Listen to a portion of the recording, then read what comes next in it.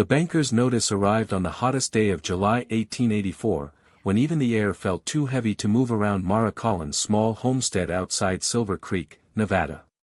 She knew before breaking the seal that everything was about to fall apart.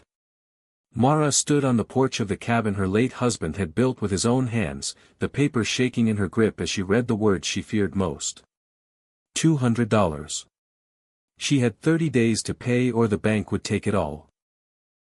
The house, the 40 acres of dry land, the horses in the barn, and the small herd of cattle that barely reached 20. Her husband Daniel had taken the loan months before his death, hoping to dig a new well and grow their cattle business. But illness took him in the spring, leaving Mara alone with their 5-year-old daughter Rosie and a debt she couldn't pay. She folded the letter slowly and hid it in her apron, forcing her hands to steady. At 24, she had already buried her husband and watched her dreams fade. The land that once felt full of hope now felt like a burden she couldn't carry. "Mama, I'm thirsty," Rosie called softly from inside. "Coming, sweetheart," Mara answered, stepping into the dim cabin. She poured water into a tin cup and handed it to her daughter, studying her face for any sign of sickness, but Rosie's cheeks were only warm from the heat, her eyes bright and innocent. That night, after Rosie fell asleep beside her, Mara sat at the table with a small pencil, trying to solve the impossible. $12 saved. Maybe 80 more if she sold the cattle, but the journey would cost too much. She could sell the horses, but she needed one to survive. No matter how she counted, she was still short by more than $100. She pressed her hands against her eyes, refusing to cry. Tears wouldn't save her. She needed a plan, something, anything.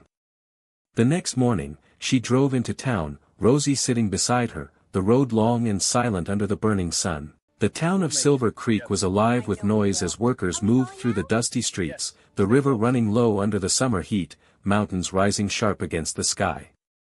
Mara tied the horse outside the general store and stepped onto the wooden path, holding Rosie's hand.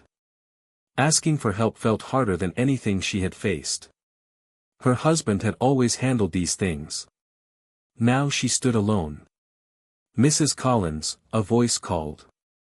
She turned and saw Ethan Blake walking toward her.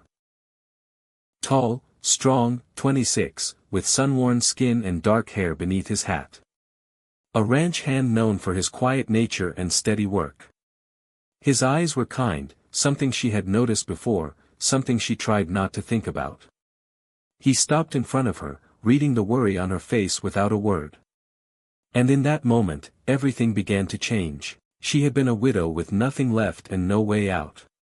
A cowboy looked at her and said, "Marry me, and we'll settle it." From that simple, unexpected moment, a life began.